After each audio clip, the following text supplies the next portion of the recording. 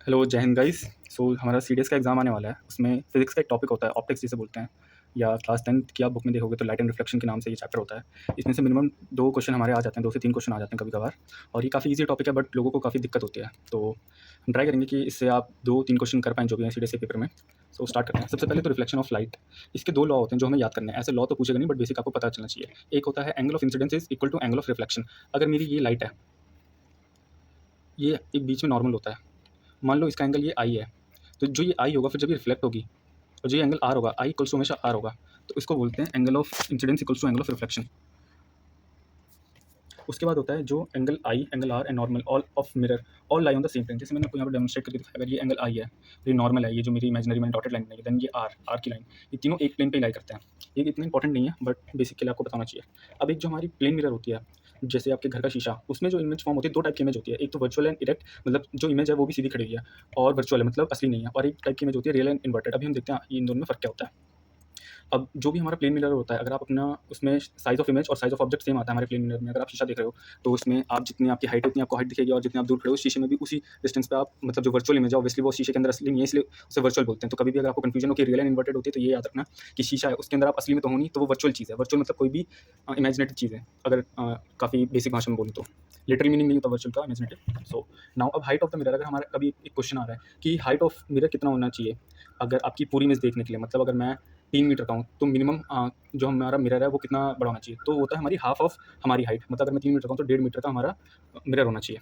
तो यहाँ पे लिखा हुआ है इमेज फॉर्म ये रहा, if I am 2 metre then the height of the mirror should be 2/2, that is 1 metre at least. अब हम आते हैं स्फेरिकल मिरर्स पे। सबसे पहले 2 टाइप के मिरर होते हैं, जैसे आप देख सकते हैं कॉनकेव। इसके मैंने हमेशा से ऐसे याद रखा था, केव से मतलब ये अंदर की जगह, अंदर की तरफ है ये, मतलब केव, गुफा।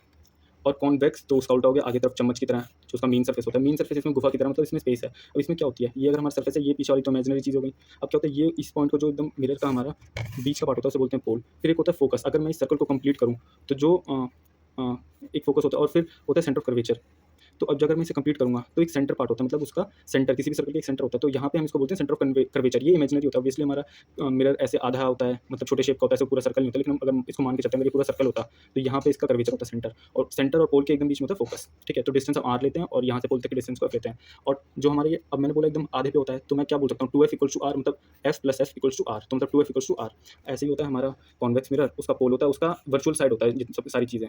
अब अगर मैं इसको कंप्लीट करूँ तो इस साइड इसका कर्वेचर बनेगा, उसके आधे पे फोकस, और सेम चीज़ यहाँ पे फॉलो होती है। अब हम कुछ पढ़ेंगे रूल्स, उसके बाद जो सबसे मेन इंपॉर्टेंट चीज़ है हम उस पे आते हैं। अब सबसे पहले कुछ रूल कॉनकेव मिरर के लिए। कॉनकेव मतलब अंदर की साइड। अगर कोई भी एक रे है वो पैरेलल जा रही है, हमारी ये जो लाइन है, ये जो सेंटर ऑफ कर्वेचर और जो फोकस से पास होती है, इसके एक्सिस बोलते हैं इसे। अगर इससे कोई भी हमारी लाइन पैरेलल जा रही है तो वो हमेशा फोकस से जाएगी। इसको हमेशा याद रखना, अगर कोई एक पैरेलल लाइन जा रही है हमारे एक्सिस से तो वो फोकस से जाएगी। देन अब इसी का उल्टा, अगर हमारी कोई फोकस से लाइन जा रही है तो वो पैरेलल जाएगी एक्सिस के, एकदम उल्टा हो गया, काफ़ी ईजी। देन सबसे आसान, अगर कोई कर्वेचर से लाइन जा रही है हमारी रे, तो वापस रिफ्लेक्ट होके कर्वेचर से ही जाएगी, मतलब आई कर्वेचर पे से गई, मिरर पे लगी और वापस उल्टा चली जाएगी। देन उसके बाद हमारा एक लास्ट रूल होता है कॉनकेव के लिए, एंगल ऑफ इंसिडेंस और एंगल ऑफ रिफ्लेक्शन वाला, जो कि हमने अभी पढ़ा था कि जिस अगर हमारी कोई इंसिडेंस रे आ रही है, वो अगर पोल पे पड़ रही है, पोल पे अगर पड़ रही है, तो वो उसी एंगल से बाहर चली जाएगी, रिफ्लेक्ट हो गए, आई इक्वल्स टू आर। तो इसमें 4 रूल थे। अगर एक पैरेलल आ रही है एक्सिस से तो वो फोकस से जाएगी, फिर उसका उल्टा अगर फोकस से आ रहा है तो एक्सिस से पैरेलल जाएगा। देन अगर एक कर्वेचर से आ रहा है तो वो कर्वेचर से जाएगा। देन अगर पोल पे लग रहा है तो जिस एंगल से इंसिडेंस हो रहा है उसी एंगल से रिफ्लेक्ट होकर चले जाएगा। अब सेम रूल हमारे कॉन्वेक्स में होते हैं, लेकिन वो थोड़े आसान हो जाते हैं और ज़्यादा, क्योंकि हमने पढ़ लिया। अब जैसे हमारी लाइन है, ये रे है, एरो मतलब शो कर रहा है इस साइड है, ये पैरेलल जा रही है, लेकिन हमारा तो ये जो इसका फोकस और ये सेंटर ऑफ कर्वेचर, ये तो वर्चुअल साइड है, तो यहाँ तो हम ऐसे शो नहीं कर सकते ना। तो इसका मतलब होता है कि अगर ये पैरेलल आ रही है तो ऐसे एंगल पे रिफ्लेक्ट होगी कि जो, अगर मैं रिफ्लेक्टेड रे को, अगर मैं उसको इसको और आगे बढ़ाऊँ तो ये हमारा फोकस पे जाएगी, ऐसा ऐसा होगा। लेकिन ये असली में हो नहीं रहा, बस ये हमारी एक इमेजिनेशन है, ये वर्चुअल चीज़ हो रही है पीछे के साइड, क्योंकि पीछे तो हमें पता नहीं इसका। ऐसे ही अब सेम चीज़ दूसरा रूल, अगर कोई इंसिडेंस रे ऐसी है कि वो ऐसे अपीयर कर रही है कि अगर ये पीछे का साइड भी होता तो ये फोकस पे जाके गिरती, लेकिन असली में नहीं गिरती, बस हमने इसे एक्सटेंड करा है, तो ये जाके यहाँ से पैरेलल चली जाएगी इसके। बस ये 2 रूल होते हैं। और नहीं, तीसरा एक और रूल होता है ये वाला, सेम रूल। अगर कोई इंसिडेंस रे है वो ऐसा अपीयर कर रही है कि वो सेंटर ऑफ कर्वेचर पे जाके मिलेगी, इसका सेंटर ऑफ कर्वेचर तो वर्चुअल साइड है, लेकिन फिर भी हम अज्यूम कर रहे हैं, तो वो वहीं से रिफ्लेक्ट हो जाएगी। और सेम वही, अगर पोल पे गिरी तो उसी आई के हिसाब से जो सेम एंगल होगा, रिफ्लेक्टेड एंगल भी सेम होगा, और उसी एंगल से वो रिफ्लेक्ट हो जाएगी। अब आते हैं सबसे इंपॉर्टेंट चीज़ पे, जो कि है इसके रे डायग्राम्स, और ये मेरी मानो सबसे आसान चीज़ है जो हमारे 2-3 क्वेश्चन सॉल्व करने के लिए। सबसे पहले हमारा रूल क्या था, कॉनकेव के लिए हम पढ़ रहे हैं। कॉनकेव को गाइस हम बोलते हैं converging lens, sorry, converging mirror क्यों बोलते हैं वो भी आपको समझ आएगा। अभी हमने रूल पढ़ा था कि अगर कोई भी लाइन पैरेलल आ रही है एक्सिस के तो वो फोकस से जाएगी। तो देखो अगर कोई हमारा ऑब्जेक्ट वो इन्फिनिटी पे रखा है तो उसकी रेज इन्फिनिटी से आ रही है तो पैरेलल आ रही है। तो सबसे पहले ऊपर वाली रे देखो ये मीट कहाँ कर रही है, फोकस पे जाएगी, ठीक है। ऐसी ये नीचे वाली है, ये भी फोकस पे मीट करेगी। तो ये ना फोकस पे मीट करती है, ये बहुत पॉइंट साइज बनता है, हाईली डिमिनिश्ड बोलते हैं इसकी इमेज साइज को। यहाँ पे आप देखो बड़ा था इमेज लेकिन उसका नहीं सॉरी ऑब्जेक्ट बड़ा था लेकिन उसका इमेज देखो हाईली डिमिनिश्ड बन रहा है क्योंकि एकदम फोकस पे आके मिल रहा है। और ये ना हमारा यूज होता है सोलर फर्नेस पे, जब हमें किसी की तरफ बहुत ज़्यादा अपना फोकस मतलब मारना होता है तो वहाँ पे ये वाला कॉन्केव मिरर यूज होता है। सोलर फर्नेस में इसका एप्लीकेशन होता है, जो सन की रेज आती हैं उस पर अगर हम ये मिरर लगाते हैं कॉन्केव तो वो एक ही जगह पॉइंट कर देगी और उससे बहुत जल्दी कोई भी चीज़ जल सकती है। आपने इसका एप्लीकेशन देखा होगा लेंस में, वो जो होते हैं हमारे लेंस वो भी सेम अभी जब हम कॉन्वेक्स लेंस पढ़ेंगे उसमें भी एक सेम प्रॉपर्टी होती है, लेकिन यहाँ पे कॉन्केव मिरर यूज हो रहा है। अब दूसरा डायग्राम है, अब मान लो अभी हमारा ऑब्जेक्ट इन्फिनिटी पे था, मैं ना आपको इसकी एक ट्रिक बताऊंगा।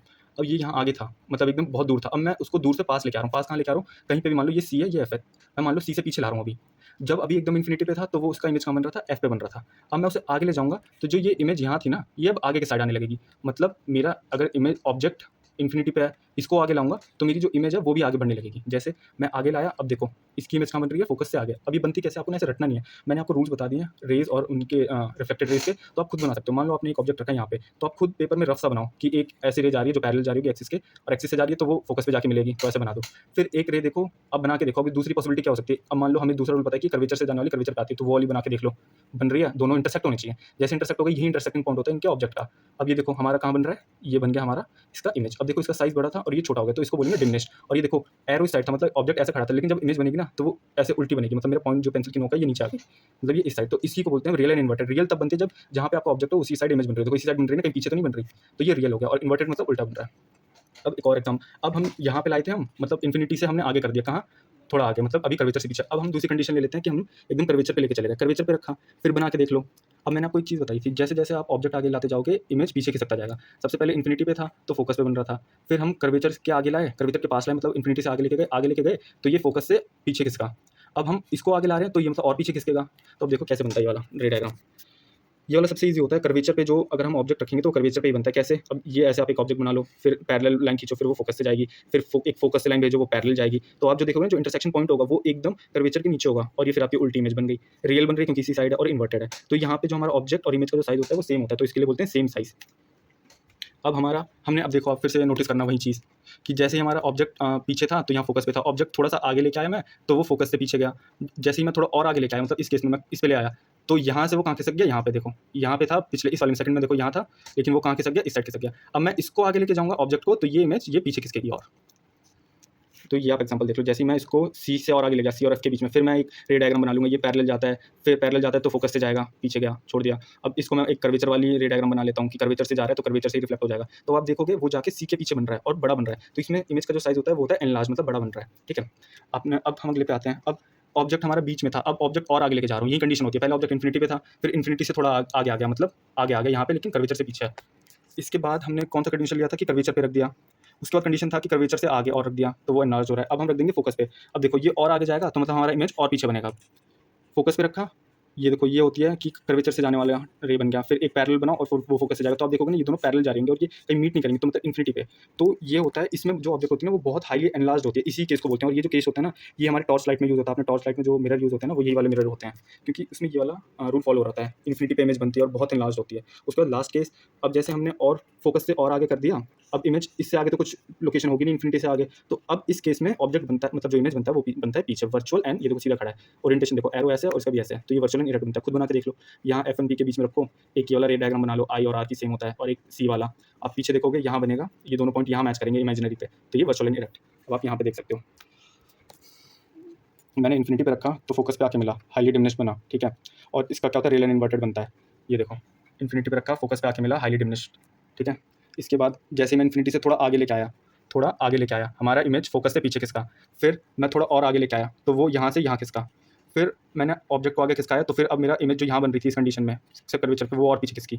जैसे मैं फोकस पे लेके गया, ये इंपॉर्टेंट वाला पॉइंट है, जैसे फोकस पे लेके गया वो इमेज कहाँ बन गई, एकदम पीछे बन गई इन्फिनिटी पे, मतलब जो यहाँ बन रही थी कर्वेचर से पीछे वो और पीछे चली गई। अब फोकस से और आगे रखा, अब इससे पीछे तो कहीं जा नहीं सकता था इस केस में, अब ये जाता है वर्चुअल एंड इरेक्ट। तो बस कॉनकेव मिरर के सारे केसेस में रियल एंड इन्वर्टेड बनती है हमारी इमेज, बस एक केस को छोड़ के वो है लास्ट, जिसमें फोकस और पी के बीच में रहता है, इसमें इमेज होती है मैग्नीफाइड। ये आप यहाँ पे एक बार देख सकते हो, आपको समझ आ जाएगा। इसमें इंपॉर्टेंट केस होता है एफ वाला, जिसमें इन्फिनिटी पे बनता है हमारी इमेज, जो टॉर्च हेडलाइट इन सब में यूज होता है, हाई मैग्नीफाइड इमेज होती है इसमें। उसके बाद एक सेंटर ऑफ कर्वेचर आपको याद रहेगा, अगर आप एट सी रखोगे तो एट सी ही आपका इमेज बनेगा और इक्वल साइज का बनेगा। और एक ये ऑल इंपॉर्टेंट होता है, एट इन्फिनिटी पे रखोगे तो वो फोकस पे बनेगा। आपको कुछ याद ना आए तो आप खुद ये रे डायग्राम बना के कर सकते हो। मैं तो ऐसे ही करता हूँ कि मैं रे डायग्राम बना लेता हूँ। मेरे को रूल्स पता है कि अगर एक्सिस से पैरेलल जा रहा है तो फोकस पे मीट करेगा, फोकस से जा रहा है, अगर ये देखो इसमें देखो फोकस से जा रहा है तो एक्सिस के पैरेलल जाएगा। आपको बस दो कोई रे डायग्राम बनाने, वो कहीं इंटरसेक्ट कर जाएंगे, वहीं आपका इमेज होगा। अब सेम रूल चलता है हमारे कॉन्वेक्स मिरर के लिए, ठीक है। अब हम बना के देखते हैं कॉन्वेक्स मिरर को। अगर मैं इन्फिनिटी पे रखता हूँ, यहाँ पे ऑब्जेक्ट इन्फिनिटी पे है, लाइन जाएगी पैरेलल और यहाँ से रिफ्लेक्ट हो जाएगी। जो रिफ्लेक्टेड ले होगी ना वो ऐसा ऐसा वो होगी, ऐसा हमें दिखेगी कि वो ना फोकस पे जाके मिल रही है, क्योंकि यही रूल होता है अगर एक्सिस पे जा रही है तो रिफ्लेक्टेड एक्सिस से पैरेलल जा रही है तो रिफ्लेक्टेड ले हमेशा फोकस पे मीट करेगी। तो ये ऐसा ही शो होता है, लेकिन ये वर्चुअल साइड है, ये हमने इमेजिनेटिव बनाया है। ऐसे ये वाली लाइन पैरेलल जा रही है, यहाँ से रिफ्लेक्ट हो जाएगी, लेकिन जो रिफ्लेक्टेड रे होगी अगर उसे मैं एक्सटेंड करूँ वो फोकस पे जाके ही मिल रही होगी। तो देखो ये एट इन्फिनिटी पे इसका बना एफ, और ये देखो यहाँ से ऐसे दूसरी डायरेक्शन में चले जा रहे हैं, डाइवर्ज हो जा रहे हैं। अगर आप इन्हें देखोगे, ये इनके जितने भी एग्जांपल थे हमारे कॉन्वेक्स मिरर के, ये एक जगह आके मिल रहे थे। देखो ये यहाँ पे आके मिला, ये यहाँ पे आके मिला, ये यहाँ पे आके मिला, कहीं इंटरसेक्ट हो रहे हैं। तो इसीलिए इसको ना हम कन्वर्जिंग बोलते हैं कि कहीं पे एक जगह के कन्वर्ज हो रहा है। लेकिन जो हमारी कॉन्वेक्स की रेज होती है ना वो डाइवर्ज हो जाती है, मतलब ये रे कहीं और जा रही है, ये रे कहीं और जा रही है। इसीलिए हम इसको क्या बोलते हैं, जो हमारा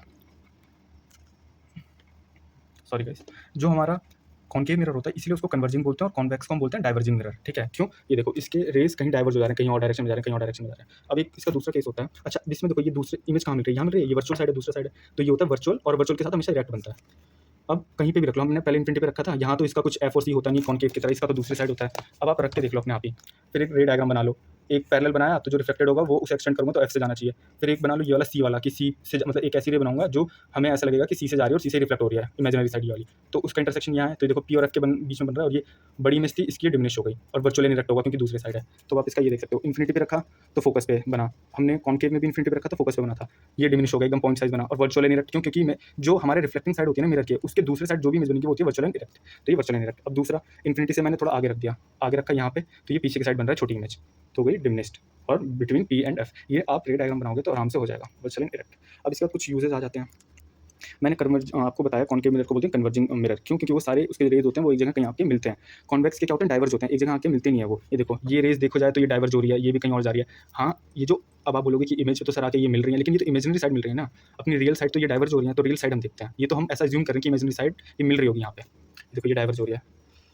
तो कॉन्केव मिरर कहाँ यूज़ होते हैं, टॉर्चेस में। टॉर्चेस में कौन सा वाला एग्जांपल, जब हम रखते हैं एफ पे रखते हैं तो इन्फिनिटी पे जाता है, तो ये वाला मतलब ये वाला एग्जांपल यूज़ होता है हमारा उस टाइम पे। यहाँ हम फोकस पे अपना ही वो रखते हैं ऑब्जेक्ट, तो वो उस पर जाके मिलता है। फिर सर्च लाइट का भी सेम टॉर्च जैसा होता है, व्हीकल्स की हेडलाइट भी बहुत लंबा थ्रो मारती है, इसी की वजह से इन्फिनिटी पे जाता है उसका इमेज। शेविंग मिरर, फिर मिरर यूज बाय डेंटिस्ट, आपने देखा होगा जो हमारे मुंह के अंदर डाल के डेंटिस्ट देखते हैं, वो क्या करता है, वो बड़ी चीज़ को छोटा करके दिखाता है। जैसे किस चीज़ में बड़ी चीज़ को छोटा करके दिखाया गया है, ये देखो इस वाले एग्जांपल में बड़ी चीज़ को छोटा कर दिया गया है, रियल एंड इन्वर्टेड, तो ये वाला एग्जांपल होता होगा।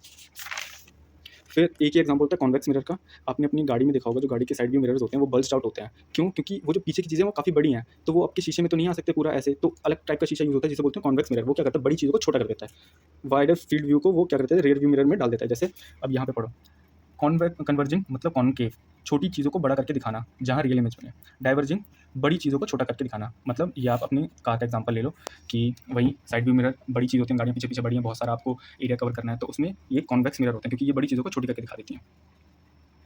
इसके बाद एक मिरर फॉर्मूला आता है, ये होता है एक चीज़, मान लो अगर ये मेरा कॉन्केव मिरर है, इसके राइट साइड जो भी चीज़ जाएंगी ना, जो राइट साइड होंगी इसके मिरर के, वो पॉजिटिव होते हैं, और लेफ्ट साइड अगर कोई भी चीज़ आ रही होती है नेगेटिव। तो मतलब अगर मेरा इसका फोकस देखूँ, फोकस का डिस्टेंस, तो वो भी नेगेटिव मिलूंगा। ऑब्जेक्ट कहीं पे भी रखा हो, लेफ्ट साइड है ना, यहाँ से लेफ्ट साइड जा रहा है तो नेगेटिव लेंगे इसका इमेज ऑफ ऑब्जेक्ट। फिर कोई भी चीज़ अगर यहाँ बन रही है तो वो होगी इस साइड पॉजिटिव, कोई चीज़ नीचे बन रही है हाइट के टर्म्स में तो वो नेगेटिव होगी, ऊपर की साइड बन रही है तो वो पॉजिटिव होगी। अब एक मिरर फॉर्मूला होता है 1/v plus 1/u equals to 1/f। Same formula lens के लिए होता है, बट इसमें बीच में माइनस हो जाता है, तो ऐसे याद रख लेना। मिरर में होता है 1/v upon 1/u equals to f। अब आप क्या कर सकते हो, अब मैं आपको एक एग्जांपल दिखाता हूँ। ये देखो हमारा ऑब्जेक्ट यहाँ है, इसके इस साइड है, तो ये नेगेटिव होगा, तो इमेज ऑफ ऑब्जेक्ट भी हमारा नेगेटिव हो गया। ये देखो इमेज ऑफ ऑब्जेक्ट यहाँ से यहाँ तक जो भी डिस्टेंस होगी 10 मतलब कुछ भी मान लो, वो नेगेटिव होगी। इमेज कहाँ बन रहा है, यहाँ बन रहा है, यहाँ से यहाँ तक इमेज नापूंगा, ये भी साइड बन रहा है, लेफ्ट साइड है, तो ये भी नेगेटिव में लेना पड़ेगा मेरे को। तो ये साइन कन्वेंशन होता है। इसके बाद आता है मैग्निफिकेशन होता है, कुछ नहीं, इसका फॉर्मूला होता है height of image upon height of object. ठीक है, अगर आप मेरे को एक चीज़ बोल दी कि भाई एक आपका मिरर है कॉन्केव, उसकी जो कॉन्केव या कोई भी मिरर हो, बस आपका मिरर बोल दिया है, उसमें बोला है कि अगर आपकी जो मैग्निफिकेशन है वो नेगेटिव आ रही है तो बताओ रियल होगा या वर्चुअल होगा। तो हम खुद बता सकते हैं। देखो रियल इन्वर्टेड में क्या होता है, इसी साइड बनता है, अगर ऊपर की साइड है तो पॉजिटिव, नीचे की साइड है तो नेगेटिव। अब देखो अगर मेरा मैग्निफिकेशन नेगेटिव आ रहा है, इसका मतलब आपका इनमें से कोई एक चीज़ नेगेटिव होगी। ऑब्जेक्ट तो हमेशा सीधा रहता है, तो मतलब हाइट ऑफ इमेज हमारी नीचे की साइड बनी है, ऐसे उल्टा बना था हमारा, इसलिए हमने नेगेटिव लिया है, और वो नेगेटिव ऊपर चले जाता है, तो हमारा मैग्निफिकेशन पूरा नेगेटिव आ रहा है। इसका मतलब इमेज हमारी क्या है, रियल एंड इन्वर्टेड। अगर वही मैं कहूँ अगर आपका मैग्निफिकेशन पॉजिटिव आ रहा है, जैसे आप इस एग्जाम्पल में देखो, इमेज ऑब्जेक्ट ऊपर के साइड है मतलब पॉजिटिव साइड है, ये प्रिंसिपल एक्सिस के ऊपर के साइड है तो मतलब पॉजिटिव है, ये भी तो हमारा हाइट ऑफ ऑब्जेक्ट क्या हो गया पॉजिटिव। और आप ये देखो जो हमारा क्या कहते हैं इमेज है वो भी इसी साइड बन रहा है, मतलब वर्चुअल बन रहा है लेकिन ऊपर के साइड बन रहा है, तो ये भी पॉजिटिव लेंगे तो हमारा दोनों चीज़ पॉजिटिव आ रही है, तो हमारा मैग्निफिकेशन क्या आएगा पॉजिटिव आएगा। इसका मतलब हमारी इमेज क्या है वर्चुअल एंड इरेक्ट है।